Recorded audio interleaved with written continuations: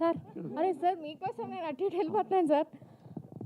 Sir first మిమ్మల్ని ఒక question అడగాలి సార్. నేను అన్ని అడిగే ముందు ఒక క్వశ్చన్ అడగాలి సార్. అడగండి. నేను మామూలుగా సీరియస్గా ఉంటే ఏంది అట్లా సీరియస్ ఫేస్ పెట్టుకొని ఉంటావు అని అంటారు. మీరు ఇంత సీరియస్ ఫేస్లో కూడా ఇట్లా కామెడీ ఎట్లా చేయగలుగుతున్నారు సార్? సినిమాలు ఎట్లా తీయగలుగుతున్నారు సార్ మీరు?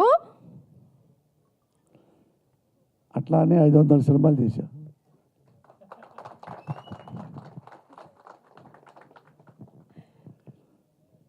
ఇంకొక క్వశ్చన్ సార్. ఇవాళ రేపు అమ్మాయిలకి ఇట్లా చీర కట్టుకొని ఇప్పుడు నాలాగా ఇట్లా మంచిగా రెడీ అవ్వడం అంటే వస్తలేదు సార్. మీరు చీర కట్టుకొని డాన్సులు చేస్తున్నారు, పాటలు పాడుతున్నారు, యాక్టింగ్ చేస్తున్నారు. ఎట్లా సార్ ఇట్లా? మీరు ఆడవాళ్ళ చీర గురించి, నా చీర గురించి మళ్ళీ మాట్లాడారనుకో, మళ్ళీ నన్ను అరెస్ట్ చేస్తారు. ఇప్పుడే బయటకు వచ్చా. లేదు సార్, లేదు. సింపుల్గా మంచి క్వశ్చన్ వేయండి.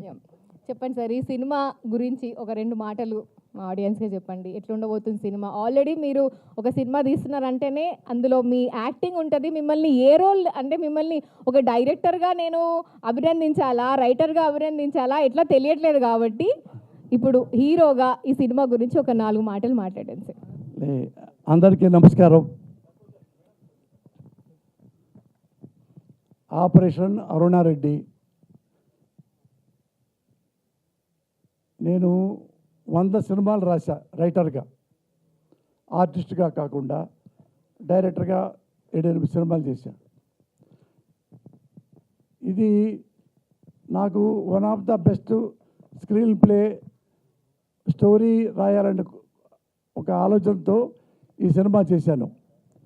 ఇందులో ఒక్క వల్గర్ కానీ ఆక్వర్డ్ థింగ్స్ కానీ చాలా ఏమీ క్లియర్గా ఆలోచించి మరీ డైలాగ్స్ రాసే సినిమాలో ఇది నాకు బాగా నచ్చిన సినిమా.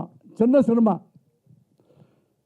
ఈ సినిమా నేను తొందరగా చేయటానికి, ఇది ఫస్ట్ కాపీ తీయటానికి 17వ తారీఖు ఈ సినిమా స్టార్ట్ అవడానికి, రిలీజ్ అవడానికి కారణం నా మిత్రులు, పెద్దవారు శ్రీనివాస్ గారు, ఉగాండా శ్రీనివాస్ గారు నిర్మాత. నన్ను ఎప్పుడు ఆయన 15-20 ఏళ్ళ నుంచి నన్ను చూస్తూ ఉన్నాడు. ఎప్పుడు నేను వచ్చినా కానీ, నన్ను చూసినా కానీ నవ్వుతూ